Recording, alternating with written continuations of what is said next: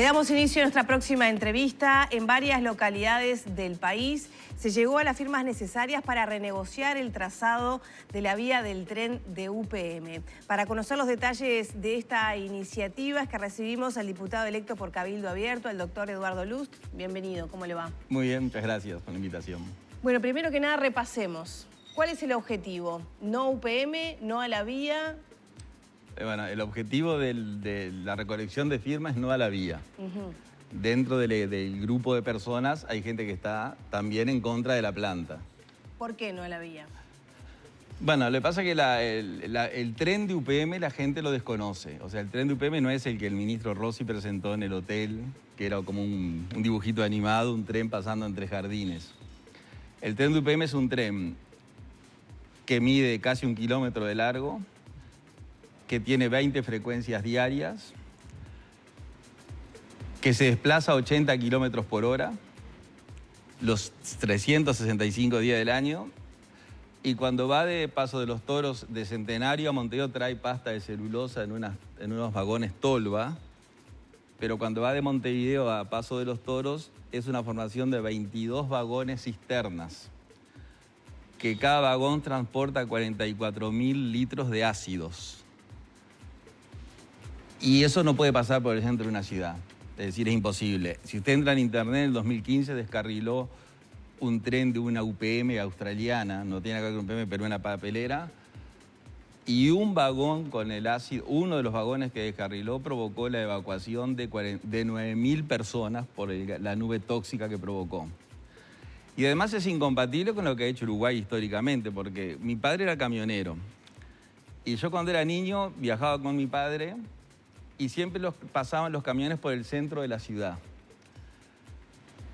Después, en una buena decisión logística, empezaron a hacer las carreteras nacionales por fuera de la ciudad. O sea que si usted va, por ejemplo, yo soy de Paysandú, si usted va de Paysandú a Bella Unión, de Montevideo a Bella Unión, perdón, la única ciudad que la carretera le pasa del centro es Yum. Sí. Después todas son desviadas. Si usted va por la interbalnearia, que es la que todo el mundo conoce, todos los balnearios quedan a su derecha, la ruta va por fuera. Entonces, la explicación de que la ruta nacional vaya por fuera es para evitar los accidentes en las plantas urbanas. Entonces, el mismo razonamiento hay que hacer con un tren de carga. Este es un tren de carga, no es un tren de pasajeros. Los trenes de pasajeros van por la ciudad. Un subte es un tren de pasajeros. En última instancia es un tren, pero va enterrado. Y los trenes de carga van por el campo. Entonces, no tiene sentido que este tren... Hay una explicación. Vaya por la ciudad. ¿Cuál es la explicación? ¿No había posibilidad de bypassear los centros urbanos? La explicación es la siguiente. El gobierno tendría que... El gobierno, lo que esta gente, lo que nosotros estamos pidiendo es que se hagan bypass en todas las localidades. Claro, por eso digo. O sea, generar un desvío del ramal central para evitar el centro urbano. Exactamente.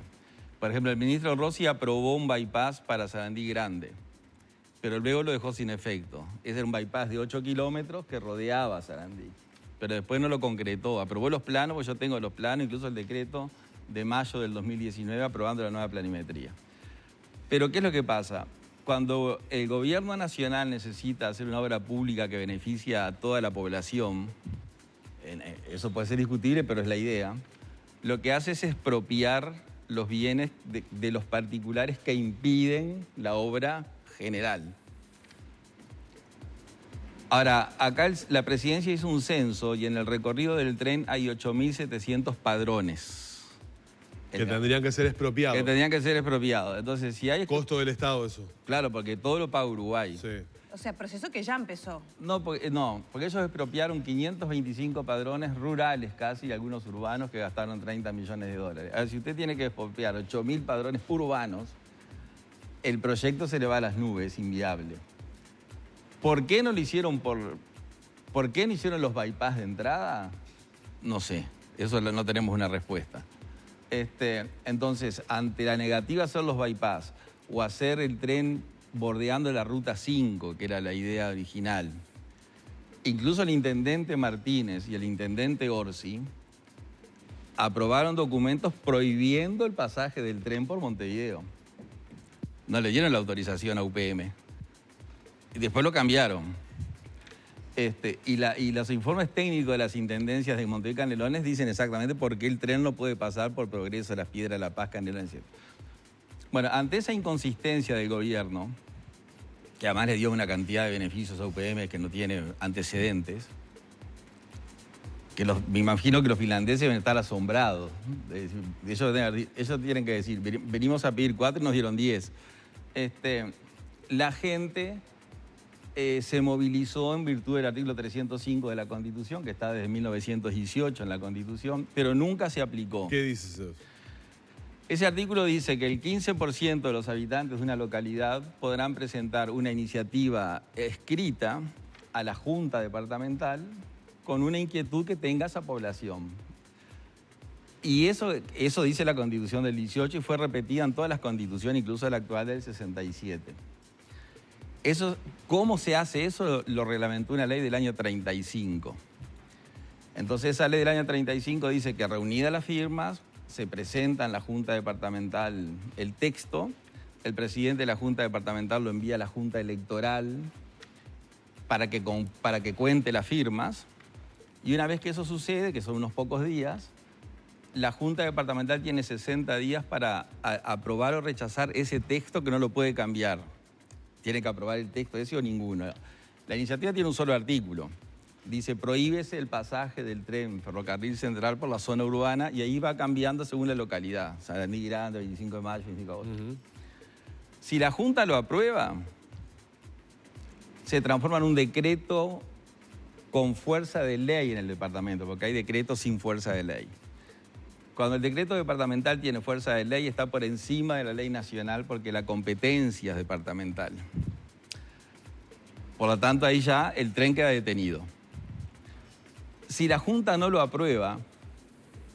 ¿Qué es lo probable que pase? Bueno, ¿qué es lo probable? No sé si es lo probable, porque hasta hace una semana, como el tren es obra del Partido Blanco, del Frente Amplio y del Partido Colorado, ¿por qué pasa?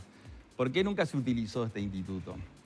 Porque siempre que la gente tiene una inquietud, yo recién hablaba con el psicólogo Leal que se acaba de retirar, cuando a él le decían que su barrio había sido copado por gente, digamos, de que estaba en el delito, lo expresaba, él iba con su gente y sacaba a los copadores.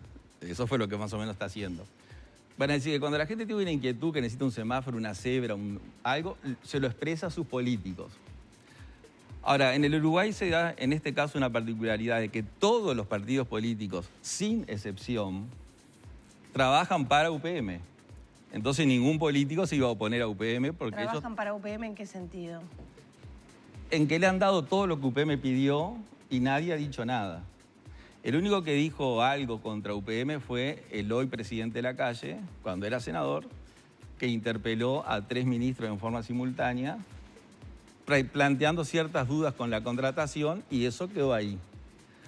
Entonces, al cuerpo electoral, la nación, como decimos nosotros en la facultad, encontrar que todos sus políticos trabajan para UPM, quedaron desamparados de sus representantes políticos. Pero el constituyente del 18, que fue brillante, uno de los mejores constituyentes de la historia nuestra, puso institutos de gobierno directo en la Constitución. Uno de esos institutos es este. Entonces, cuando la gente entiende que su político no lo representa, actúa directamente. Luz, para que la gente entienda, se juntaron las firmas necesarias que establece la normativa en cada una de las localidades. El 15% de las firmas se lograron juntar. ¿Ya se volcaron a las juntas departamentales o estamos en eso? La primera semana de febrero, porque la junta está cerrada. Ahí está. Se van a volcar a las juntas departamentales. Esas firmas en las juntas departamentales la trasladan al órgano electoral para que las cuente. Para que las cuente y vea si se alcanzan o no. Si se alcanzan, la Junta tiene que aprobar o rechazar esa iniciativa. Si la rechaza, ¿qué es lo que pasa? Bueno, si la rechaza, ¿qué es lo que usted dice que va a suceder? Y yo creo que también. Yo creo que va a pasar eso en todas las juntas departamentales. Pero como ahora hay algunos políticos que cambiaron... alguna no podría, capaz que no es el caso, digamos. Claro, pero si pensemos que lo van a rechazar porque le van a hacer caso a sus líderes. Exacto. ¿Qué pasa en ese caso? Bueno, ahí la ley 9.515 del artículo 70 en adelante dice que el intendente en un plazo no menor a 30 y no mayor a 60 debe llamar a un referéndum local para que sean los habitantes de la localidad, mediante un referéndum, que resuelvan si eso se transforma en decreto o no. Nosotros creemos que la gente va a acompañar cuando se entere lo que es el tren, porque la gente todavía no sabe lo que es el tren. Cuando nosotros le demos toda esa información que tenemos de las características del tren, la gente, el que vive al lado de la vía, que fue el que firmó, va a votar a favor del referéndum. Y el que no vive al lado de la vía por un tema de solidaridad social va a votar a favor. Dice, bueno, que el tren se haga por el campo, como es en todos lados. Además, el tren de UPM no solamente es un tren que es un peligro para la comunidad, sino que destruye la comunidad. Un referéndum que es tren sí, tren no. O sea, dos papeletas, se supone que... No, solamente la del sí. La del sí. O sea, sí a interponer el decreto. Sí a que no pase por la ciudad. O sea, sí a que no pase por la ciudad. Con mayoría simple, ¿cómo tiene que ser? Más de la mitad. Más de la mitad. De los electores de la localidad. Dese cuenta que fue en Santa Bernardina, el 15% son 340 firmas. O sea que los electores son 2.000. Ahí no se llega a 1.000, ya está. O sea, se va a llegar en todas las localidades. Además hay dos temas. Destruye la ciudad. Porque si el tren de UPM pasara por Montevideo, pasa por el 18 y Ejido de Sarandí Grande, 25 de Mayo, Florida. Entonces yo quisiera ver a los que hablan en contra nuestra, que son muchos, si el tren les pasara, o sea, si el intendente de Montevideo autorizara un tren de 18 y Ejido. Claro, pero acá estas localidades, además, de alguna manera, también se desarrollaron en torno a la vía, ¿no? Claro. Como que la vía fue la que les dio la vida. Absolutamente. Y ahora no. El tren de AFE. El tren de AFE que pasa 2 veces por día, a 20 kilómetros por hora, y que es algo nosotros nos hemos acostumbrado al tren de AFE. En la entrada a Paysandú, el tren de AFE entra casi en la principal avenida de Paysandú durante varias cuadras. Pero el tren de AFE no es el tren de UPM, porque además el tren de UPM va entre muros. Cuando llega a la planta urbana, se va a construir un muro de 3 metros de alto, que el tren pasa por adentro del muro. Usted dice que particiona la ciudad de eso. La destruye desde el punto de vista sociológico a la ciudad, porque ya tenemos los estudios hechos. Quedan los liceos de un lado y las escuelas de otro, el hospital de un lado y la ambulancia de este. Las mutualistas, los redes de pago de un lado y las... Para atravesar el muro se van a hacer pasajes peatonales cada 1 kilómetro. O sea que usted para cruzar la calle, si está en la Plaza Independencia, tiene que ir a la Plaza Libertad. Para cruzar la calle. Ahora, ¿qué es lo que pasa? A los políticos uruguayos lo que le importa es la economía. Han perdido el grado de humanidad que tenían, que da la filosofía.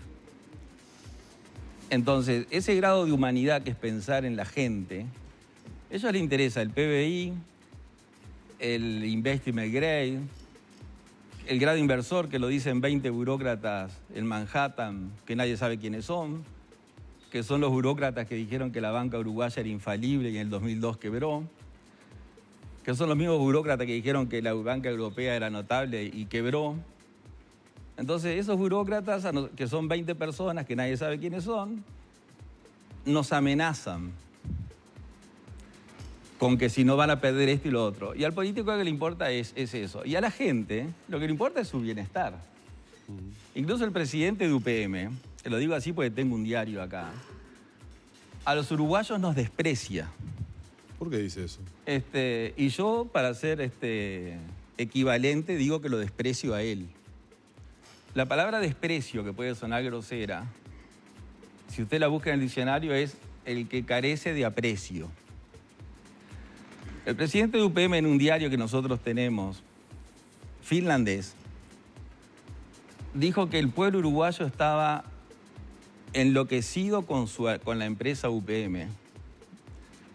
Porque como en Uruguay había mucho pasto y ningún animal, porque además es un ignorante el presidente de UPM, gracias a él, ahora los uruguayos tenían ciervos y jabalíes para dedicarse a la caza y a la pesca.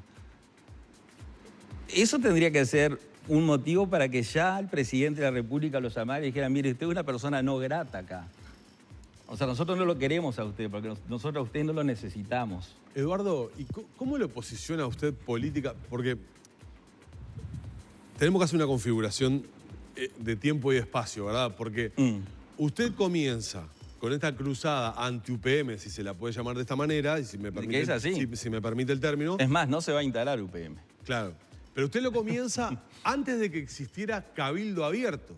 Sí, claro. Y Cabildo Abierto hoy es uno de los partidos políticos importantes de la coalición de gobierno, del próximo gobierno, que tendrán que negociar con UPM o continuar adelante con UPM. ¿Usted de alguna manera se convierte, si bien comenzó con esto desde antes que existiera Cabildo Abierto, no se convierte en la oveja negra de la coalición de alguna manera, planteando estas cosas? ¿Cómo cae esto, por ejemplo, en la coalición política? ¿Qué le ha dicho Manini? Bueno, mire, porque también hay un fino equilibrio político ahí entre, claro, entre poner un palo en la rueda de una empresa a la mayor inversión del país con el nuevo gobierno que arranca. Claro. ¿Qué le ha dicho Manini? Bueno, a mí, cuando yo empecé con UPM, Cabildo Abierto no existía. Por eso hice la puntualización. Después, cuando yo ingresé a Cabildo Abierto, 10 días antes que se cerrara el plazo para las elecciones, la gente de Cabildo Abierto que me invitó sabía lo que yo pensaba de UPM. Es más, tal vez me invitaron por el tema de UPM, tengo esa duda. Y después que salimos electos, yo he hablado con el general Manini Ríos, y el general Manini Ríos me ha dicho que en ese tema que es personal, que no es de Cabildo Abierto, porque Cabildo no tiene postura frente al tema. Él tiene una posición personal que le ha dicho bueno, que... Bueno, Manini en campaña dijo que había que revisar los contratos de UPM, ¿no? Exactamente. Y el senador Domenech ha dicho lo mismo. Pero políticamente a mí no me ha traído ninguna consecuencia dentro de Cabildo. Y pienso que no me va a traer porque siempre fui muy claro. Pero además, nosotros lo que yo le trato de transmitir a la gente es que nosotros, el presidente de la calle, le estamos haciendo un favor. La calle va a tener que agradecerle a esa gente.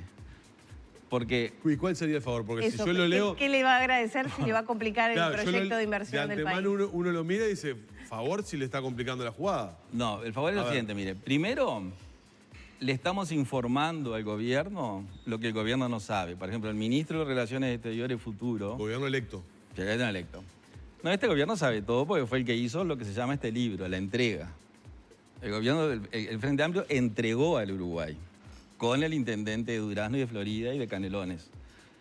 Pero el gobierno nuevo, primero, el ministro de Relaciones Exteriores, el economista Talvi, que no leyó el contrato, sin duda, dice que es un contrato por 30 años que compromete a 6 gobiernos cuando el contrato es por 50 años y compromete a 10 gobiernos. O sea que primero hay que leer el contrato. Hay un artículo en la Constitución uruguaya, que es muy bueno, que dice que ninguna ley de presupuesto puede poner un artículo que comprometa al gobierno que viene, porque el constituyente no quiere que el gobierno que se va ate al gobierno nuevo. Bueno, este gobierno ata a 10 gobiernos. Entonces, primero le estamos informando al gobierno nuevo lo que no sabe, cuál es el contrato. Y eso es un favor que le estamos haciendo, se lo hacemos con mucho gusto. Y segundo, el presidente de la República, el doctor Lacalle Pou, que es un demócrata, sin duda, dice que está atado con el contrato, que él tiene que cumplir el contrato. Entonces nosotros, este grupo de gente, este grupo innominado de personas, estas 50.000 personas que recogieron las firmas, que van a hacer los referéndums y que van a ganar el referéndum, le van a permitir que al presidente de la calle le diga al dueño de UPM, al que nos desprecia, al que nos trae ciervos y jabalíes para que nosotros vivamos de la casa. Mire, yo quiero cumplir el contrato.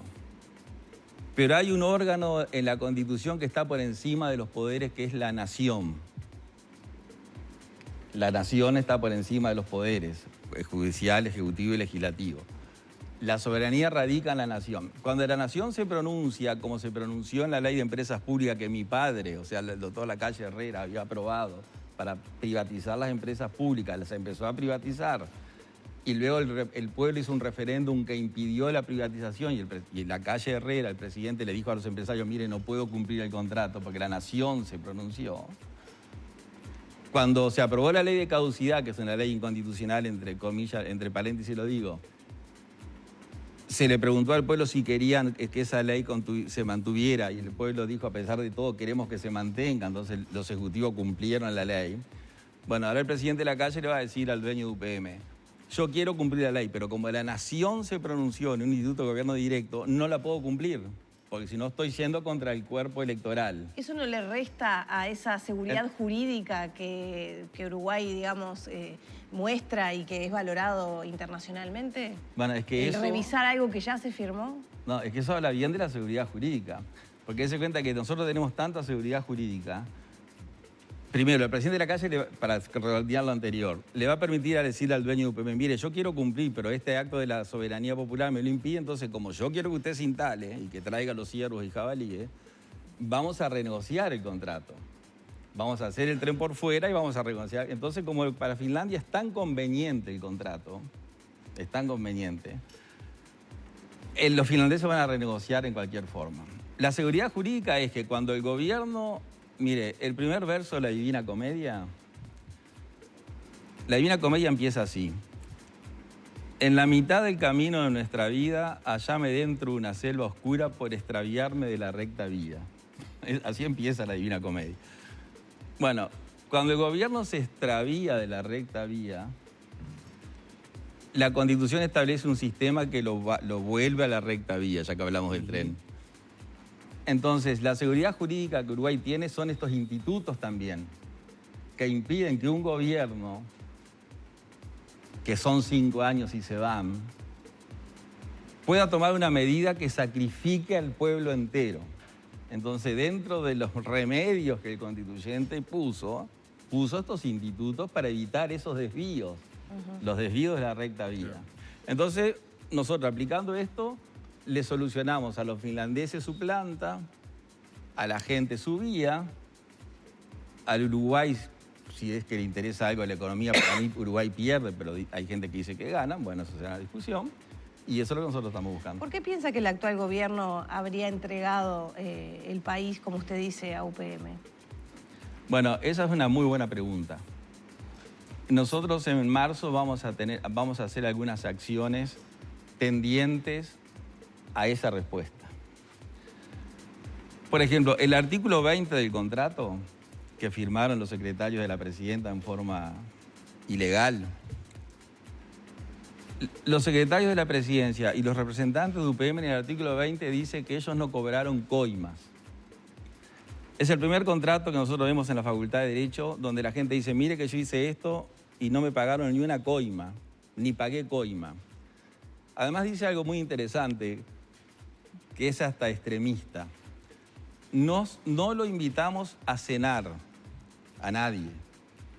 No invitamos a nadie a ningún entretenimiento. Entretenimiento. Que nosotros decíamos, no sé, será el presidente de la República en el gusano loco. ¿Qué significa eso? Bueno, el entretenimiento yo lo dejo a su imaginación. Sí. ¿Qué puede ser un entretenimiento? Es que me estoy imaginando. Bueno, ellos dicen, entonces hay un dicho, la sabiduría popular, que es muy buena, habría que hacer un estudio de ella. Hay un dicho de la sabiduría popular que dice, al que tiene cola de paja solito le brotó el humo. ¿Para ustedes hay corrupción acá? Para mí hay corrupción, porque si no, no tiene explicación que usted de todo... ¿Y eso es lo que usted dice que va a investigar a partir del 2 de marzo? Sí, ya tenemos pronto, en 3 estudios jurídicos distintos, los escritos preparados. Para pedir la información correspondiente. Para pedir la información. Tengo que cerrar. Bueno. Me quedan una cantidad de temas porque nos abocó toda la entrevista la planta de UPM y el tren de UPM. ¿Qué va a hacer Cabildo Abierto con Manini? ¿Le va a levantar los fueros cuando ingrese al Parlamento? Bueno, eso es una resolución que tiene que tomar el Senado. Claro, sí, sí. Es el cuerpo el que toma la resolución. Lo que ha dicho el general... La voluntad de los legisladores de Cabildo Abierto es levantar la mano para que quede sin fueros y someterse a la justicia. Yo la última vez que lo vi al general Manini fue, digamos, por Navidad. Y hasta ahí el general Manini sostenía que él quería presentarse a la justicia. O sea que si él quiere presentarse a la justicia... O sea que van a estar sujetos a la voluntad previa de la que exprese el general Manini Ríos, claro. ¿Qué ha hablado? ¿Qué le ha dicho? No me ha dicho nada. Lo último que sé es eso. Bien. ¿Y usted tiene alguna posición? Ahora, el tema de los fueros es un tema técnico. Al senador no se lo suspenden sus fueros. Se lo suspende como senador. Y como consecuencia de la suspensión como senador, queda suspendido su fuero. La posición mía es la siguiente.